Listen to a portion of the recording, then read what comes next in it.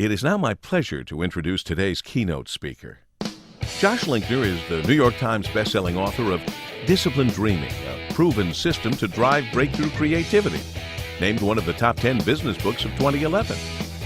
He is the CEO and managing partner of Detroit Venture Partners. By investing in startups, he and his partners, Magic Johnson and NBA team owner Dan Gilbert, are rebuilding troubled urban areas through entrepreneurial fire.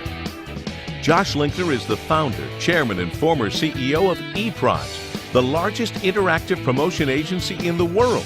He has advised 74 of the world's top 100 brands on their marketing strategy and has been recognized by President Barack Obama as a champion of change. Josh is the adjunct professor of applied creativity at the University of Michigan. He is also a Berkeley-trained professional jazz guitarist who has performed at the highest levels internationally. Most importantly, Josh is on a mission to make the world more creative. It is my pleasure to introduce to you the main keynote of this year's conference, ladies and gentlemen, Mr. Josh Linkner.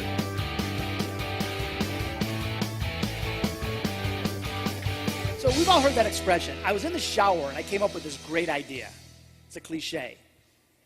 When was the last time you heard someone say, all right, I'm sitting at my cube and I'm updating Facebook and I'm sending a tweet and doing voicemail and checking email and bam, I'm hit with a lightning bolt of inspiration. It doesn't happen. We know that environment matters. That's why we come to cool, amazing venues like this, because we get out of the grind and we can let our imaginations soar.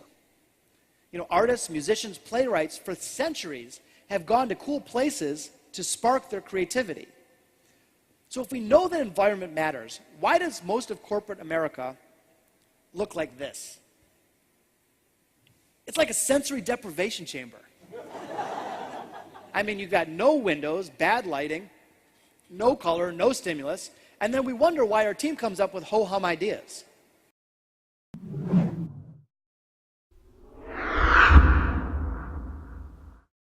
One of the things that I would encourage you to watch out for is groupthink.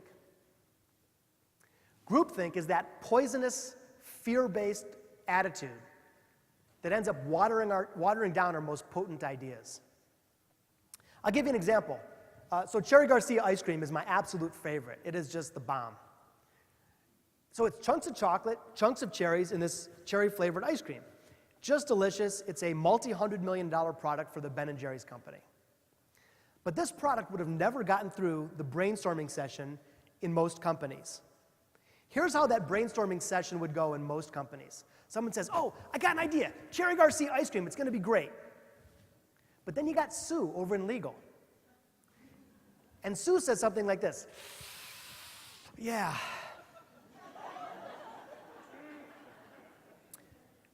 Good idea and all, but you know that 1 out of 100,000 people are allergic to cherries.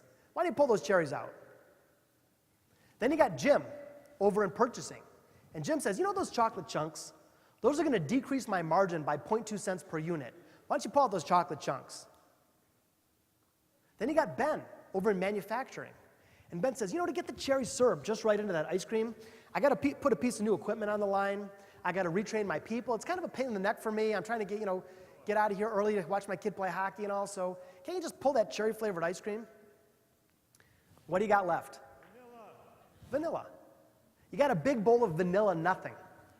A commodity. And the world does not need a commodity. It doesn't need a commodity ice cream. It doesn't need a commodity TV commercial. It doesn't need a commodity brand. Again, the world craves originality. And if you stop following and start really thinking about how you can dare to be different, I believe you'll be able to achieve the results you're looking for.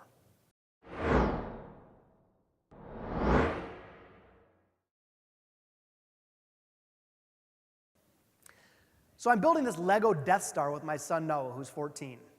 It took us a couple hours, and we built this crazy thing, and I was proud of it, but I realized something was wrong. Something was wrong. So I actually brought it with me to show you. This is the instruction manual for this Lego project. I wish I was kidding, but I'm not.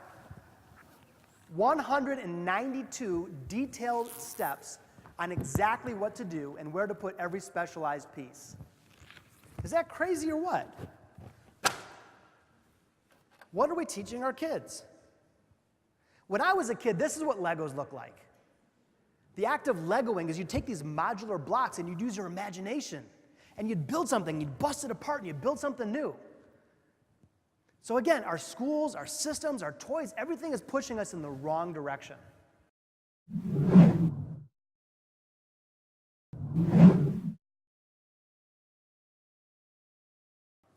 Simplest thing you can do, it's very, very easy to do it, is ask these 3 simple questions again and again and again. Why, what if, and why not? Why, what if, and why not? Because when you ask those questions, you force yourself to explore what's possible instead of just what is. You force yourself to challenge conventional wisdom and explore the unknown. Give you an example. A talented entrepreneur was launching a company, and she was going to manufacture girls' socks.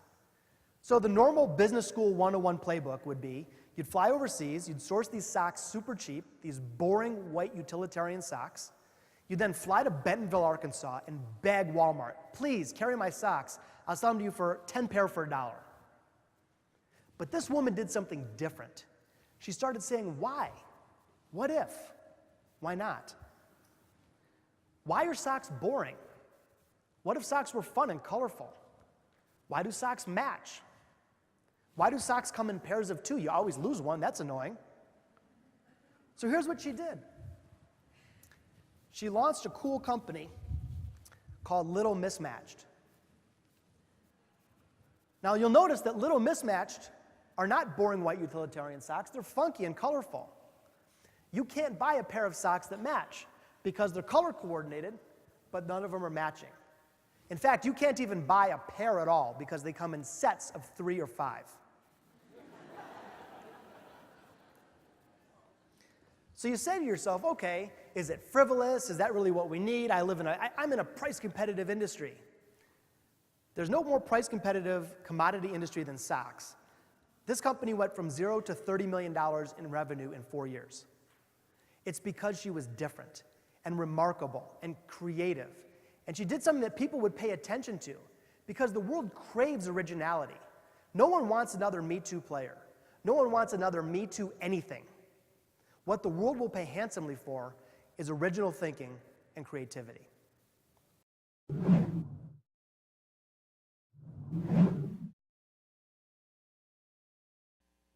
Big idea number 1, never cave to your detractors.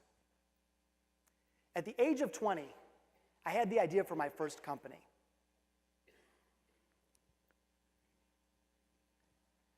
At the time, computers were starting to come in high demand, but you couldn't just run over to Best Buy and grab one or order one from Dell online. Discount computers were actually hard to come by.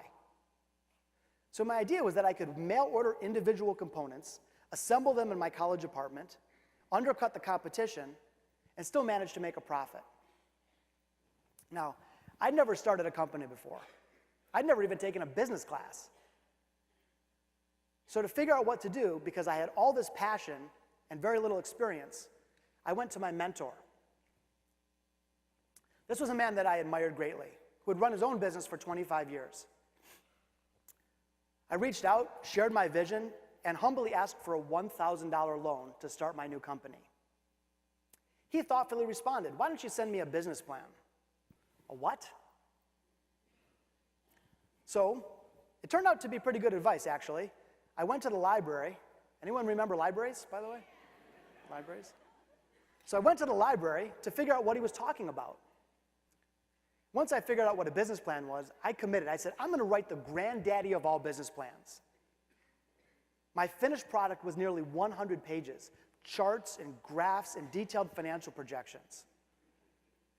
I went over to Kinko's, printed it on fancy paper, put it in a beautiful binder, and mailed it off to my mentor, waiting for his feedback.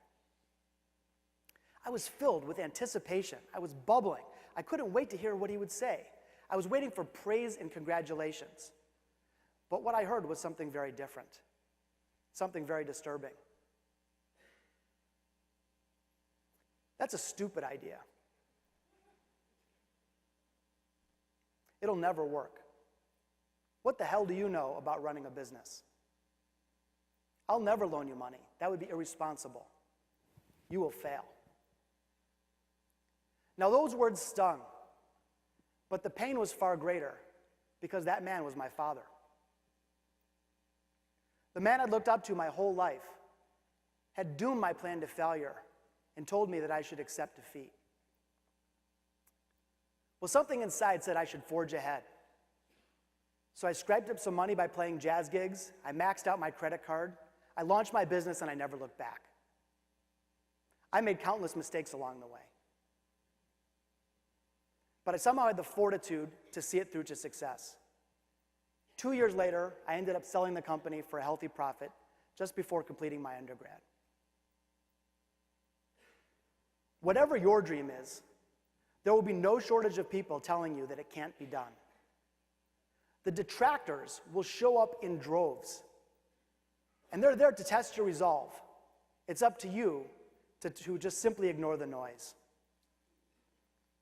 In my case, I followed my heart, even when my own father told me I would fail.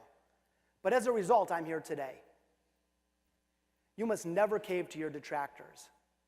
You must never relinquish the power of your own journey to the fear or insecurity of another's. Those scientific laws that we spoke of earlier, they will inevitably try to derail you, and you'll hit some speed bumps along your journey. But with passion and commitment, you will overcome.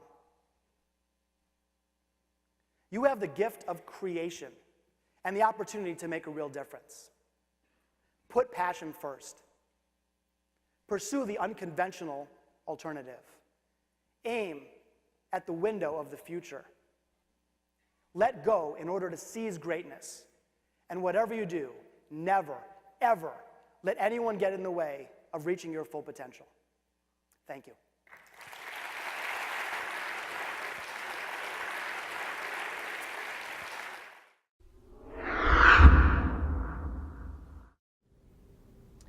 I think the story of Detroit, so far anyway, has had 3 chapters. It started out, chapter 1, with amazing creativity and entrepreneurship. People like Henry Ford came in and did different things. They broke the mold.